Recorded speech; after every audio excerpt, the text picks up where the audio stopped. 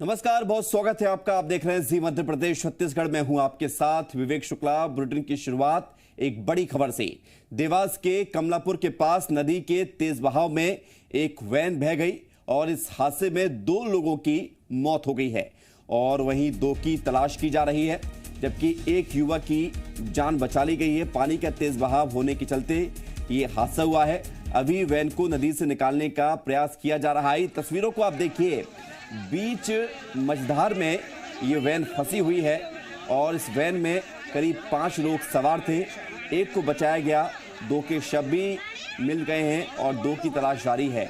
एक व्यक्ति तेजी से वैन की तरफ बढ़ता हुआ नजर आ रहा है। नदी पर बने पुल के ऊपर से पानी बह रहा था और वैन को इस पुल से पार कराने की कोशिश की गई और इसी दौरान पानी का बहाव तेज हुआ और वैन नदी में जा गिरी। वैन में एक ही परिवार के 5 लोग सवार थे और इस हादसे के बाद चीख पुकार मच गई। 2 युवाओं ने हिम्मत करके बचाने के लिए नदी में वो कूदे और जैसे ही वो वैन के पास गए, गाड़ी बहने लगी और उनसे दूर हो गई। इस बीच वैन सवार एक युवक ने किसी तरह निकलकर अपनी जान बचा ली, लेकिन 4 लोग वैन के साथ बह गए। पुलिस और रेस्क्यू टीम ने 2 लोगों के शव नदी से निकाल लिए हैं। 2 की तलाश जारी है। वैन को भी निकालने का प्रयास किया जा रहा है और बताया ही जा रहा है कि परिवार हाट पिपलिया इलाज के लिए गया हुआ था। लौटते समय यह हादसा हो गया। तो पुल पार करने के दौरान ये वैन नदी में जा गिरी और देखिए वहां पर लोगों की भीड़। ये लोग जो आपको नजर आ रहे हैं ये पुल पर खड़े हुए हैं और इसी पुल से ये वैन निकली थी, लेकिन तेज बहाव था जिसके चलते ये वैन नदी में जा गिरी। और जैसे ही वैन नदी में गिरी, कुछ युवाओं ने छलांग लगाई नदी में और तैरते हुए बड़ी तेजी से वैन के पास जाने की कोशिश की, लेकिन वैन उनसे दूर चली गई। गाड़ी में कितने लोग थे? 4 जना था पप्पू था। फिर एक तो मैं मम्मी देखा भाई, एक कस्तूरी भाई और एक बाबू और एक वो पप्पू, 4 जना। एक सही आप 5 थे। हाँ। आपने कैसे जान बचाई अपनी? मारुति में आप भी थे तो? मैं पड़ी अंदर चली गया तो फिर मैं तीर के ऊपर आई। गाड़ी में से निकल कर तीर के आप वापस आए। आपको किसी तरह की कोई चोट नहीं लगी। और हमारे साथ जी मीडिया संवाददाता अमित जुड़ रहे हैं जरा जानकारी के लिए। अमित, क्या अपडेट मिल पाया है? क्या 2 लोगों का पता चल पाया है? जी, अभी जिस तरीके से रेस्क्यू टीम अभी तलाश कर रही है और ये दर्दनाक हादसा मैं आपको बता दूं बागली तहसील में कन्नौद गांव में हुआ है। ये जो एक ही परिवार के लोग थे, ये हाट पिपलिया जो है इलाज के लिए गए हुए थे और लौटते समय जब करौद जो गांव है उसको पार करते हुए अपने गांव कमलापुर, जहां ये के रहने वाले बताए जा रहे हैं, कमलापुर गांव के रहने वाले हैं ये 5 लोग, और वो पार करते हुए जब वो पुल को पार कर रहे थे ये हादसा हुआ। तेज बहाव के कारण ये पूरी मारुति वैन जो है पानी में बह गई। 2 युवकों ने इसको बचाने का भी प्रयास किया, पर जैसे ही वो उसके करीब गए पानी का जो बहाव था वो इतना तेज था कि मारुति वैन बहती हुई चली गई। तो निश्चित तौर पर अभी जो है रेस्क्यू टीम काम कर रही है, ग्रामीण लोग भी उनके साथ साथ दे रहे हैं और थोड़ी दूर जाकर जो है वो झाड़ी में ये मारुति वैन फंस गई थी और वो मारुति वैन को ढूंढ लिया गया है, पर अभी भी 2 शवों की तलाश जारी है। विवेक, बहुत शुक्रिया आपका भी जानकारी के लिए।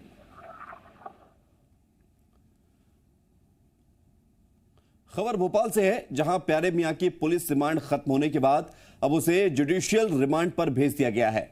श्यामला हिल्स थाना पुलिस ने प्यारे मियां को कोर्ट में पेश किया, जिसके बाद उसे 14 दिन की जुडिशियल रिमांड दे दी गई है। आपको बता दें कि प्यारे मियां पर नाबालिग लड़कियों से यौन शोषण का आरोप है और इस मामले में प्यारे मियां अब तक पुलिस रिमांड पर था, जिसे अब जुडिशियल रिमांड पर भेजा गया है।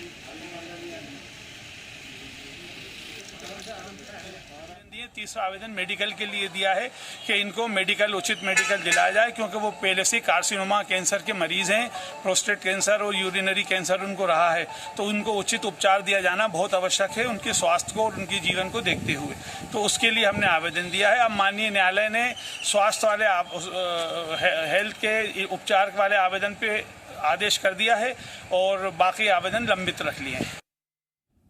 खबर उज्जैन से है। अयोध्या राम मंदिर शिलान्यास कार्यक्रम में पहुंचने से पहले उमा भारती उज्जैन के महाकालेश्वर मंदिर पहुंची, जहां गर्भगृह में जाकर उन्होंने पूजा अर्चना की। इस दौरान उन्होंने राहुल गांधी पर निशाना साधा। उन्होंने कहा कि भगवान राम केवल बीजेपी के नहीं हैं। भगवान राम पर बोलने से पहले राहुल गांधी को दिग्विजय और कमलनाथ से पूछ लेना चाहिए। राम का नाम पेटेंट नहीं हो सकता। विपक्ष से अपील है कि वो मंदिर शिलान्यास का काम निर्विघ्न होने दें।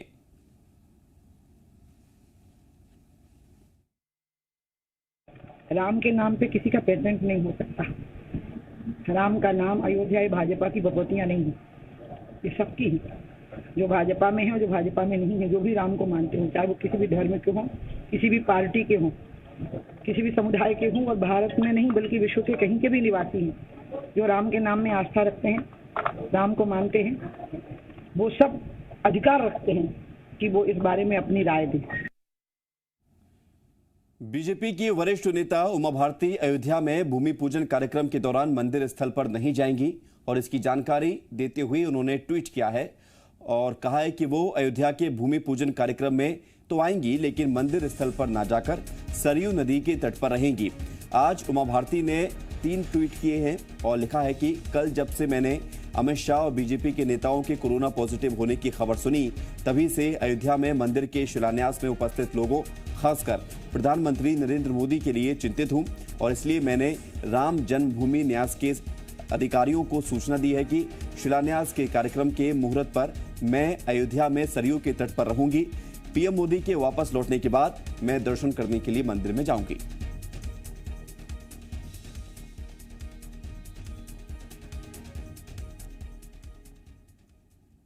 भोपाल में कल दोपहर 4 बजे शिवराज सरकार की दूसरी वर्चुअल कैबिनेट मीटिंग होगी। वीडियो कॉन्फ्रेंसिंग के जरिए होने वाली इस वर्चुअल बैठक में 16 प्रस्तावों पर चर्चा होगी।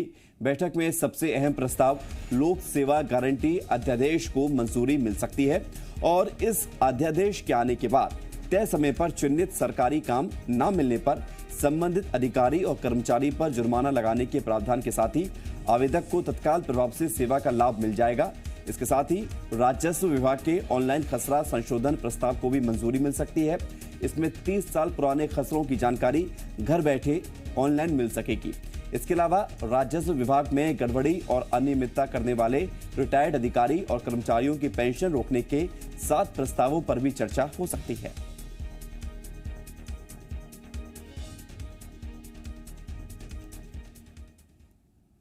सीएम शिवराज की तीसरी कोरोना रिपोर्ट भी पॉजिटिव आई है। मुख्यमंत्री सचिवालय के अफसरों ने इसकी पुष्टि की है। कोरोना पॉजिटिव आने के बाद सीएम शिवराज सिंह 24 जुलाई को चिरायू अस्पताल में एडमिट हुए थे। उसी दिन उनकी 2 बार कोरोना जांच कराई गई थी और वो दोनों रिपोर्ट पॉजिटिव आई थी। हालांकि सीएम शिवराज की बाकी सारी मेडिकल रिपोर्ट सामान्य हैं और उनमें कोरोना के कोई लक्षण नहीं हैं, लेकिन उनकी तीसरी रिपोर्ट पॉजिटिव आई है। लिहाजा अब सीएम को कुछ दिन और अस्पताल में रुकना पड़ सकता है।